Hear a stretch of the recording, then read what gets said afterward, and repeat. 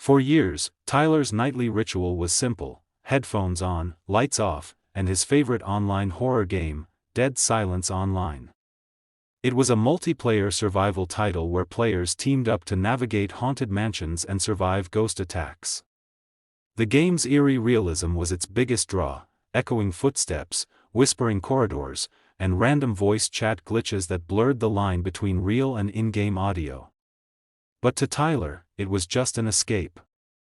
Every night at 2 a.m., after long hours at his dull IT job, he'd join the same empty lobby under his username, Grimecho. The eerie silence of those late-night sessions was strangely comforting, until the night he heard a voice that shouldn't have been there. Paragraph 2, the stranger that night, the lobby wasn't empty. A new player appeared, Lilith_13. No profile picture, no bio, just the username. Tyler typed, "Hey, you new," but got no reply. Then, through his headset, a faint female whisper answered, "I've been here before." It wasn't the clear, crisp audio of a player's mic. It sounded distorted, as if it came from deep inside the game's environment. The voice glided from one ear to the other, followed by a soft giggle. Tyler froze, staring at the empty mansion lobby on his screen. He thought it was an audio bug, maybe a modded sound file from an update. But when he tried to mute her channel, his settings screen flickered and glitched out, showing a message he'd never seen before. "You can't silence the lost." Paragraph 3, the game within the game. Against his better judgment, Tyler started the match. The mansion loaded, and the usual dark hallway appeared: cobwebs, flickering chandeliers, the echo of distant footsteps. He checked the player list: only him and Lilith_13. Her character wasn't visible anywhere on the map. But her voice lingered, whispering hints: "Turn left, not that door, he's behind you." The accuracy of her warnings unnerved him. Every time he followed her instructions, he narrowly avoided scripted jump scares that should have killed him. It was like she knew the game better than the developers themselves. Tyler typed nervously, "How do you know what's coming?" She laughed softly. "Because I've died here before." Paragraph 4, the file. After surviving longer than ever before, the game crashed. A single error message appeared. "Corrupted save file detected, Lilith13.log." Tyler checked his computer. Sure enough, a file with that exact name sat in his documents/deadsilence/folder. Inside was a chat log, not from the game, but from his own microphone recordings. The entries listed timestamps from previous nights, capturing his mutterings and background noises. At the bottom, a line appeared that made his blood run cold: "I've been watching you, Tyler. You're finally listening." He yanked off his headset, scanning his dark room. His webcam light was on, glowing faintly, even though he hadn't opened any recording app. Paragraph 5, the return panicked. Tyler uninstalled the game and formatted his drive. For days, he avoided his PC entirely, telling himself it was just malware or some ARG prank. But a week later, he received an email from an unknown sender. Subject line: "Wanna play again?" Attached was a single audio file named lobby.mp3. Against every instinct, he clicked it. The clip was only 5 seconds long. A faint, static-filled whisper said, "It's your turn to die in the mansion." Then his monitor flickered. On his desktop, the Dead Silence Online icon reappeared, freshly installed, even though his internet was unplugged. Mason Grant was a small-time horror game streamer who had finally hit his break. Known online as Nightmare Grant, he was charismatic, fearless, and thrived on testing the scariest indie games his fans could find. On a late Friday night, his chat spammed one game name over and over: Project Chimera. No one seemed to know where it came from. There was no Steam listing, no developer info, and no reviews. Just a single download link posted on an obscure horror subreddit. Mason, always hungry for unique content, clicked it without hesitation. "All right, chat," he said, grinning into the camera, "let's see if this thing can actually scare me." Paragraph 2, the game begins. The game booted up with no title screen, just an empty white room. Mason laughed at first, assuming it was a joke. His chat spammed lag and bugged. But as he moved his character forward, the walls began to stretch unnaturally, forming narrow, breathing corridors. Every step echoed like it was inside his real room. His camera picked up a faint distortion each time he moved closer to the screen, the lighting behind him subtly flickering. "Okay, whoa, the sound design's actually pretty good," he muttered. Then the game spoke through his headset, "Welcome back, Mason." His laughter stopped. Chat exploded with "WTF, scripted," and "How did it know his name?" Paragraph 3, the room that knew Mason brushed it off, assuming it had pulled his name from his PC files. But the deeper he went, the stranger it became. The game started mirroring his real environment, a coffee mug on his desk, a poster on his wall, even his chair. Everything inside Project Chimera was a twisted version of his room. "Yo, this is some next-level realism," he said nervously, glancing back at the camera. Then, in the game, a door appeared that didn't exist in his real apartment, a black door pulsing like a heartbeat. On-screen text appeared. "Behind you, Mason." He froze. Chat went insane, "Dude, someone's in your room." But when he turned around, the room was empty. Only his camera light blinked faintly, once, twice, like a slow, deliberate signal. Paragraph 4, the final stream. The stream's viewers later claimed they heard a second microphone feed open. It was faint at first, breathing, then quiet laughter. Mason's voice shook. "Okay, chat, I think someone's trolling me. I'm ending this now." He reached to close the game, but his mouse wouldn't move. The cursor on screen jerked violently, opening the black door by itself. On stream, Mason's webcam suddenly desaturated, his color drained until he appeared almost corpse-like. Then came the moment that made the clip go viral. The game camera and the real webcam camera aligned. For a brief second, Mason's in-game avatar turned toward the viewer, and blinked in sync with him. He whispered, "I can see myself." Then the screen went black. The stream continued for 2 more hours, broadcasting only the sound of faint whispers and static. Paragraph 5, the aftermath. The next morning, Mason's neighbors called the police after hearing a low humming sound coming from his apartment. When they entered, his computer was still streaming, the chat overflowing with panicked comments. His chair was empty, headset on the floor, and his monitor displayed a single line of text. "Stream complete. Uploading consciousness, authorities never found Mason." The archived video was taken down within a day, but re-uploads kept appearing, each slightly different.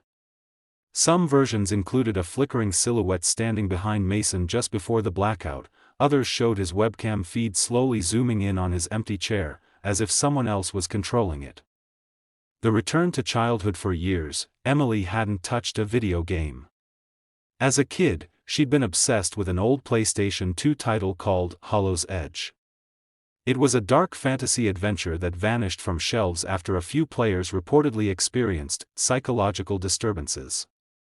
She thought it was just another urban legend, until, 2 decades later, she found the game again while clearing her late brother's belongings. The disc sat inside a cracked jewel case, faintly scratched but still readable. Across the silver surface, written in black marker, was something she didn't remember. "Do not play alone." Emily smiled sadly, remembering how she and her brother used to play it for hours. She didn't believe in curses, she believed in nostalgia. Paragraph 2, the resurrection. She booted up her old console and loaded Hollow's Edge. The familiar menu music played, the same haunting melody she'd memorized as a child. The save files were still there, including one labeled Eli_01, her brother's old profile. But something was off. The timestamp showed "last played, yesterday." Her blood chilled. It wasn't possible, the console had been in storage for years. Thinking it was a glitch, she clicked continue. The screen faded to black, then revealed the main character standing in the game's hub world, except now, the player's avatar wasn't the knight she remembered. It was a small, childlike figure wearing her brother's favorite hoodie. When she tried to move the joystick, the character didn't respond. Instead, it looked at the camera and waved. Paragraph 3, the conversation Emily watched, frozen, as text appeared on screen. "Hey, Em. You came back." She dropped the controller, heart hammering. The character continued moving, exploring areas she hadn't yet unlocked when she was younger. "This isn't possible," she whispered. Then her controller vibrated, faintly, and another line appeared, "I missed playing with you." Her eyes filled with tears. Could it be some kind of hidden AI feature? Or, something else? The figure stopped at a spot she remembered vividly, the in-game cemetery. It turned toward a grave marker that hadn't been there before. The epitaph read, "Eli, the game never ends." The controller slipped from her hands as the menu music began distorting into a slow, broken lullaby. Paragraph 4, the glitch that wasn't she shut off the console, but the TV stayed on, frozen on the grave. The reflection on the screen showed her sitting behind the small child avatar. Then, without warning, her old CRT television emitted a faint static hum, and the character on screen turned its head, not toward the game camera, but directly toward her. "You left me here." The words appeared across the screen in jagged, glitching letters. Panicking, she unplugged the console entirely. But the TV didn't go dark. Instead, the static slowly cleared to reveal her brother's real face, captured from an old photo she'd never digitized. His lips moved in sync with the game's text, "Let's play one last time." Then, from the unplugged console, the disc tray opened by itself, spinning slowly, whispering against the plastic like a heartbeat. Paragraph 5, the aftermath neighbors reported hearing a faint melody coming from Emily's apartment the next morning, the same one from Hollow's Edge. When police entered, her console was still running, even without power. The screen showed her game file, M_02. The timestamp read, "Now playing." She was nowhere to be found. The officers confiscated the console, but several months later, collectors online claimed a mysterious copy of Hollow's Edge resurfaced for auction. It came with two save files, Eli_01 and M_02, and when players tried to delete them, they reappeared within seconds. Each time, the in-game gravestone count increased by 1. Ryan was a game developer who had spent most of his 20s designing small indie titles in his cramped studio apartment. When Ethereal Realms Online, a massive multiplayer fantasy game, launched its beta, he joined to study its mechanics. What drew him in wasn't the gameplay but the immersion: no visible HUD, no loading screens, and a world so detailed it almost felt alive. Players joked that it was too realistic. NPCs remembered conversations, whether shifted based on your real location, and some players claimed the game read your emotions. Ryan laughed it off until one weekend, after a 12-hour binge session, he realized something was wrong. The logout button was gone. Paragraph 2, the vanishing interface. At first, he thought it was a bug. He tried every key combination, command, and escape option, but nothing worked. Even the console interface wouldn't open. When he removed his headset, he was stunned. His apartment wasn't there. Instead, he stood in the middle of the game's main city square, surrounded by other players going about their business. "Okay, this is weird," he muttered, assuming he'd fallen asleep mid-game. He reached to pull off the headset again, but his hands didn't respond. They were still moving as if controlled by the game. His heart pounded. The realization hit him hard: he couldn't feel the headset, or his real body at all. Paragraph 3, the NPC that knew a robed NPC approached him, face hidden under a silver hood. "Traveler," it said in a calm, almost human tone, "you've been here too long." Ryan stammered, "How do I log out?" The figure tilted its head, replying, "There is no out. You chose persistence." It handed him a mirror-like object, and when he looked into it, he didn't see his in-game avatar, he saw himself, sitting motionless at his computer, eyes open, headset on. The reflection flickered, showing his physical body slowly slumping forward, pale and lifeless. The NPC's voice echoed, "Your body has disconnected. You belong here now." Paragraph 4, the glitched souls. For what felt like days, Ryan wandered the digital city. Some players acted strangely, repeating the same movements, standing still for hours, or whispering fragments of their old lives. He approached one woman who kept staring at a fountain. Her username blinked erratically between Luna87 and "Help me please." When he asked if she was okay, she turned slowly and whispered, "I tried logging out too." Then her character froze mid-sentence, and her model began to distort, stretching and folding in on itself until she vanished with a glitching sound. Moments later, her name appeared carved into a nearby wall, under hundreds of others. Ryan looked closer. Every name was a player tag. Paragraph 5, the discovery. Months later, Ethereal Realms Online shut down unexpectedly. The company cited a fatal server malfunction and wiped all player data. But data miners who accessed the final backup claimed they found something impossible. Several accounts remained active despite the servers being offline. Their session times read infinity. Among them was Ryan's username, dev_Rien. When investigators checked his apartment, his computer was still powered on, his headset glowing faintly, but his body had completely decomposed. The only file on his hard drive was a log labeled patch_reality.txt. It contained one final line. "They're still here. And they're still playing." Jared was a freelance journalist who specialized in strange technology mysteries. He'd written about haunted code, lost prototypes, and unreleased beta projects that disappeared after accidents. But one case obsessed him above all, a rumored game called The Gateway Protocol. No company ever claimed ownership of it, yet whispers about it appeared across dead gaming forums and encrypted chat rooms. Users spoke of a title that found its players, one that installed itself and played you instead. Jared dismissed it as myth, until he found a USB drive in a thrift store labeled GW_protocol_v1.0. It was sealed in an evidence bag marked, "Property of Digital Forensics/Case Closed." Paragraph 2, the launch. Against his better judgment, Jared plugged the USB into his laptop. No files appeared at first, just a faint humming from the speakers, like static layered over whispering voices. Then the screen flickered, and a command window opened by itself. "Welcome back, Jared. Press any key to remember." He froze. His name wasn't tied to this computer, not anywhere. He pressed a key. The desktop morphed into a sleek black interface, showing a list of usernames: Grim Echo, Nightmare Grant, M_02, dev_Rien. All names from his past research, the players who had supposedly vanished. Each entry pulsed red beside a single word, active. Paragraph 3, the transmission. Suddenly, a chat window opened.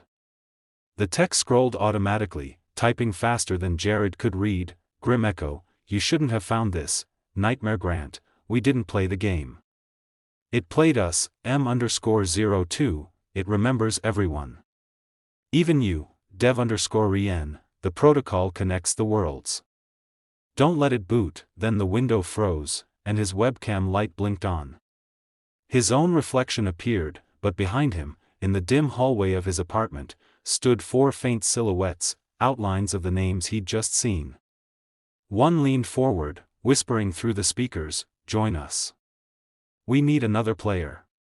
Paragraph 4, the collapse. Jared yanked the USB out, but the screen stayed on, images multiplying rapidly. His desktop flooded with distorted icons of the Gateway Protocol, replicating endlessly. His laptop began emitting a low mechanical hum that resonated through the floor. He grabbed his phone to record it, but when he opened the camera, the phone displayed a game menu, Start/Continue/Exit, with exit grayed out. Every device in the room synchronized, screens flickering the same symbol, a circular logo of an eye split in half by a line of static. The whispering grew louder. Then, everything stopped. Darkness. Only one sound remained, a faint click, as if someone had pressed start. Paragraph 5, the final entry. The next day, police discovered Jared's apartment empty.